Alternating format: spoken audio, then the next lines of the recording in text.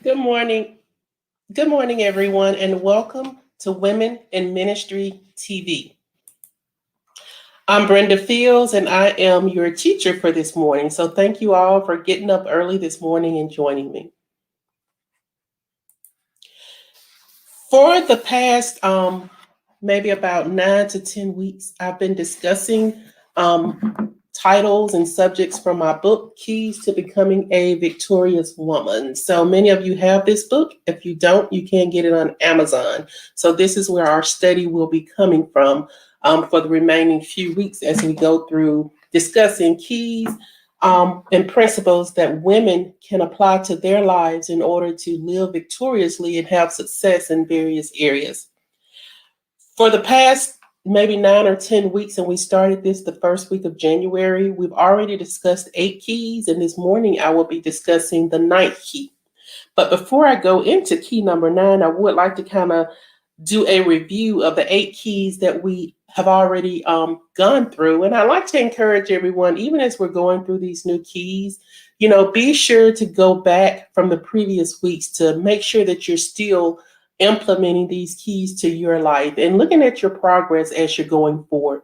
So, the 8 keys that we've already discussed are key number 1, the importance of totally submitting your life to God's plan for your life. Totally submitting yourself to God's plan for your life. Our key number 2 was the importance of total submission um, and total or daily communion with God. So, the importance of communicating with God on a daily basis, from your prayer life, from seeking Him to direction, from seeing just what His plan is for your life. Our key number 3 was seeking God's favor. Key number 4 was the importance of knowing your purpose. Key number 5 was recognizing greater causes and realizing that whoever you are, whatever your title is, be it in ministry or on your secular job, remember that you are put there for a purpose and it's usually not about you. So the key was it's not about you. Key number 6 was the importance of staying focused on your goals and not getting sidetracked. So many times the enemy puts stuff in our view to get us off track and to stop us from focusing on the things that we need to focus on for those particular times in our life. Key number 7 was the importance of being faithful over our responsibilities, whatever it is that God has assigned us to, whatever it is you've been assigned to on your job or in other areas of your life, whatever titles you have, be faithful to those responsibilities and do your best at what you do. Number 8, and we talked about this on last week with Rebecca, was the importance of developing a servant's heart, learning how to serve others as you're serving unto the Lord. So, developing a servant's heart. And this morning, we will go into our key number 6. And our key number 9. And key number 9 is the importance of going above and beyond the expectations. So going above and beyond what's expected of you. So many times, I see people on the job and just in life who do just enough to get by. Just enough of their job to say, hey, I've done what I was put here to do. I've done what I was hired to do. But all of us can probably agree that when we look over different occurrences in our life, and when we look over people that we've interacted with, we're usually more favorable towards those people who go a little bit above what's expected of them.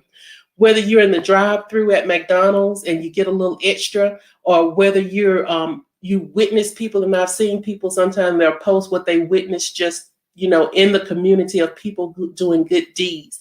When you see an employee who's hired to maybe just bring the food to the table, but they go the extra mile. Maybe they see someone who needs assistance with eating or needs assistance with being fed or maybe help cutting their food up, and they go that extra mile.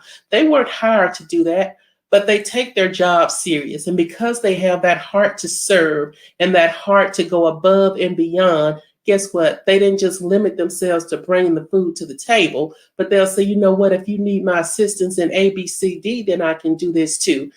So there's so many ways in our life that we can go above and beyond. And when you go above and beyond, on your job and the ministries that you are a part of, going above and beyond helps people to look at you more favorable. If you think, even if you were running your own company, or many of you may be running your own companies, when it comes to employees, would you rather have an employee who just did what was in the job title, what was in their job description, or would you want those employees who had the wisdom enough that even when they may have been hired to sweep the floor, but if they saw the floor needed mopping too, that they had enough initiative to go that extra mile and mop the floor also? Or maybe that person who was hired to be the secretary, but another need arises and you don't have to tell them every step to go, everything to do, but that they've got wisdom enough that they can make a decision that I can do a little bit more than what I was hired to do. And so that's even with us. And our key, we talked last week, we discussed the previous few keys that we've been discussing. We've been talking about Rebekah, the wife of Isaac. And before she became the wife of Isaac, as Abraham's servant was looking for a wife for his son, one of the characteristics that he was looking for was that she had a servant's heart. And when he was testing and when he came to that well, he asked Rebekah for water. And she said, not only will I bring you water, but I'll get water for your horses also. And so in doing that, Rebekah demonstrated this key, going above and beyond our expectations. Our key scripture for this morning is going to come from Colossians 3:23 through 24. So you can turn with me in your Bible to this chapter, or if you have your book, Keys to Becoming a Victorious Woman, then it's actually there in the key scripture for this particular chapter. I also have it on your screen. So Colossians 3:23 through 24. And it says, and whatever you do, do it heartily as to the Lord and not to men. So your focus should be, when I'm doing something, I'm doing it as to the Lord and not as though I'm doing it to men. And when your mentality of doing whatever you do as you're doing it unto the God of the universe, you know what, your overall view of what you're doing actually changes. When it comes to, I'm going in the kitchen to wash dishes, for my sisters or my brothers, because we need clean dishes. Imagine I'm washing a dish for the King of the universe. Guess what? You're going to go above and beyond when it comes to fulfilling that duty. You're going to make sure that those dishes are cleaner than they've ever been cleaned before. You're going to make sure that that house is cleaner than it's been before. Well, guess what? You should take that same view when you're doing anything. Do it as though you're doing it unto the Lord. Sometimes we just do enough to get by when we're doing it for people, or, depending on our view of those people. But when we go the extra mile, when the president of the United States is coming to your house, guess what? You'll probably hire a professional cleaner to come in and clean that house because you want to make sure that there's no spots anywhere. Or when your boss or your supervisor is coming, for a visit. We go a little extra mile than what we usually do. But guess what? We should always go those extra miles. We should always take it a step above of what that expectation is. And in doing that, guess what? You're sure to please. That when you set your goal to please the highest person, to please God, then guess what? Other people are going to be pleased too, because it's going to be done with the spirit of excellence. So continuing on in this key verse, so do it heartily as to the Lord and not to men, knowing that from the Lord you will receive the reward of the inheritance, for you serve the Lord Christ. For you serve Christ. So when you do it as unto the Lord, when your focus is doing whatever I do to please God and doing it as unto God, then you know that you are doing the right thing. You're taking it above and beyond, and you're doing your best. And when you're doing your best, you're sure to succeed. So talking about Rebekah and how she demonstrated these keys, and I am on page 35 through 37 of your workbook, Keys to Becoming a Victorious Woman. So after Abraham's servant asked Rebekah for a drink of water, she lowered her pitcher and then she replied, "Drink, my Lord."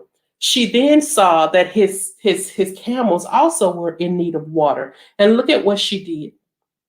It said that she proceeded to run back and forth, filling that trough until all 10 camels had enough water to drink. So he only asked her for water for himself.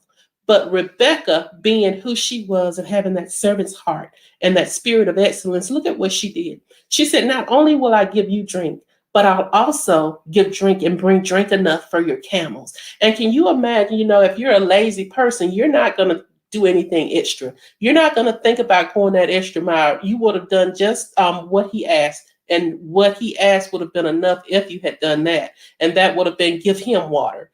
And many of us would not have been concerned of the fact that the camels also needed water, but Rebecca noticed that need and she got right on the job. She said, not only am I going to give you water, but I'm also going to get water for your camels. And can you imagine how much running back and forth Rebecca had to do in order to satisfy the thirst of those camels?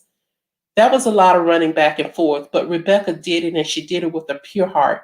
She did it with an honest heart. She did it with a heart of not expecting anything in return, because that was the heart of Rebecca. And that was one of the traits. That was what he was looking for. And when he was looking for a wife for Abraham. So when he's looking for that person for his servant's son, he's looking for the best. And he said, you know what? Rebecca goes above and beyond. And although Rebecca did not expect to receive anything in return for what she did, the servant rewarded her. She didn't know who this man was. She didn't know that he was the servant of Abraham. She didn't know that he was looking at her and kind of looking at the characteristics that she displayed, and looking at her in consideration of being the wife of the servant of the wife of Abraham's son. But when he saw her heart of serving others, her heart of going above and beyond, you know what he did? It goes down as we look in Genesis 24 through 22. Rebecca was rewarded for what she did. Now, she was not looking for anything in return. And that's how we have to do. When we are serving, we have to serve as we're serving God, and serve not looking for something extra in return. If it's your job, then you know what? I get paid for what I do. If I go a little bit extra, then you know what? I'm paid for what I do. But going a little extra above and beyond, it gives you favor even with your employers. When you think about being on your job, if you all are employers, then you'll know that as an employee, you look for those workers who go above and beyond. You don't look for those workers who are just doing enough to get by and say that I did my job, I did what was in my job description, but you are looking for those that you don't have to tell them every step of the way of what they need to do. You don't have to ask them to do things constantly, but they take the initiative. They see a need, and because they've got an excellent view of things and they want to serve and do their job with a degree of excellence, guess what? You don't have to tell them every step that they need to take. If you're the usher, at your church, or if you're a minister at church, when you're doing it with a spirit of excellence, guess what? A spirit of excellence is going to prepare. A spirit of excellence is going to be looking for even what it is that needs to be done. You're not just standing at the door watching people come in and out and taking them to a seat. But, if you're set to serve as that usher at your ministry, guess what? You're looking for anything that needs to be done while you're at your post. You might see somebody in the pew who needs something. Guess what? Then your job, although it might not be in your job description to go in and hand them a Kleenex, guess what? If you see a need, you go above and beyond. So you always go above and beyond. The same when it comes to ministering. As you're ministering in the pulpit and God shows you a need for somebody, your job is not just to ignore that need. Although we might have, written out what we're going to do during each particular minute of that ministry, or what we're expected to do, or what that expectation is. But sometimes other needs arise. Sometimes things come up that need to be taken care of. So always, whenever you are assigned responsibilities, your focus should be, how can I take it to the next level? How can I identify a need? How can I fulfill my job duties, fulfill my responsibilities with a degree of excellence. So if you're a teenager, if you're a young person and you have chores at home, don't let your mom have to tell you every step. If your job is to wash the dishes and you see that the floor needs sweeping too, then guess what? Take it above and beyond and sweep the floor too. She doesn't have to come in and ask you to go and sweep the floor. If you see that the floor needs to be swept, just go and sweep it. Go above and beyond what I'm asked to do. Even as a supervisor, one thing that I hate is having to tell an employee step by step what to do. Yes, it's in your job description, what your responsibilities are, but sometimes there are other needs that arise. And a good employee is always going to be looking for other needs that have to be fulfilled. They're always looking for something else that they can do. Somebody who's lazy and who's just there to make a paycheck, they're going to do what's in their job description and nothing more. And I've heard employees say this, they say, you know what, this is what I'm hired to do and I ain't doing nothing else. Whether it's McDonald's or in corporate America, guess what? There's always something more to do. And you might get there and only do what's required of you, of that's in your job description. But guess what? If you want to be promoted, if you want to go to the next level, if you want to be considered, because you never know when a new opportunity is going to arise. You never know when a new job position is going to open. You never know when there's going to be consideration of a person for a promotion.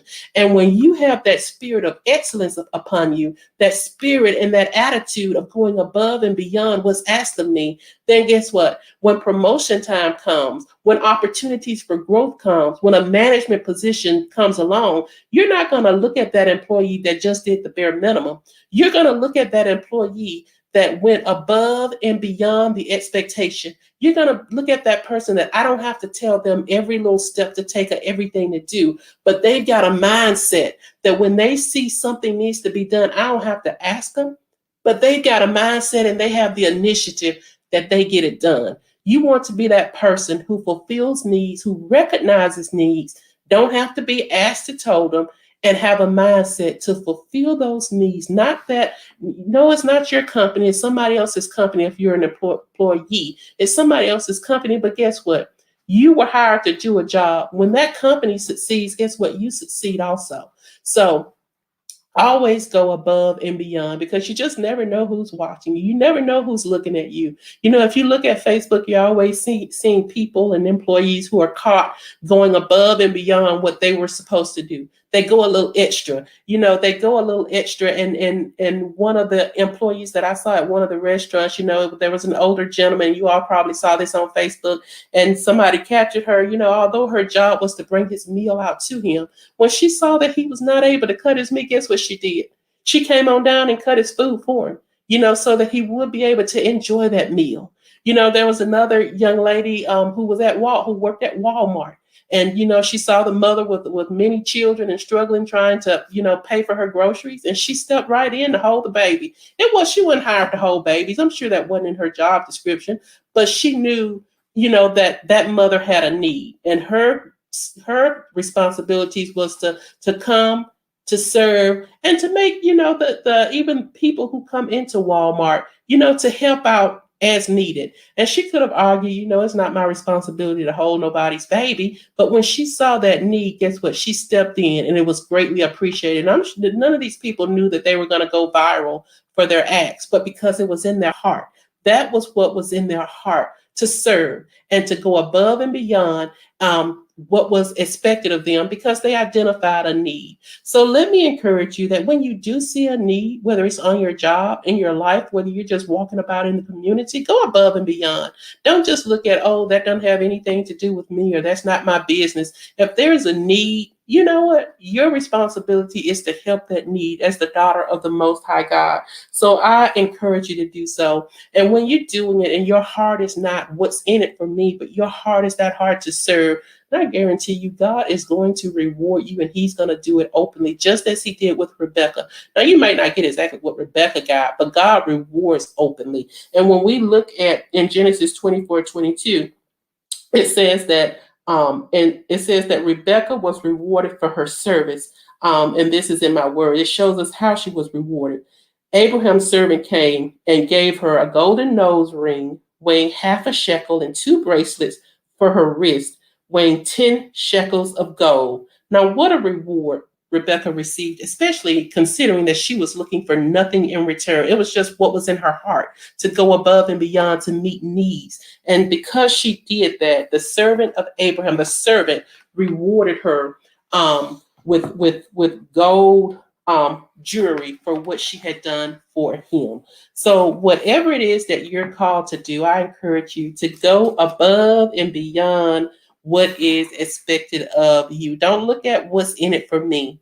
Just think that serve as though you're serving God. When you're on your job, do your job as though you're serving. When you're serving at McDonald's, if you work at a restaurant, serve your clients or serve those patrons that come into that restaurant as though it's God that you're serving. Serve them as though it's God Himself that you are serving. How would you change in how you service people who you had to serve when they came to you? Imagine being a waitress, and imagine God Himself is sitting at that table. How would you change the way that you served? Because it's the God of the universe. Would you serve just like you serve any regular patron, or would you go above and beyond? Now think about that for a minute. Now, what if you took that mentality of serving every person who came into your business just like you would serve God?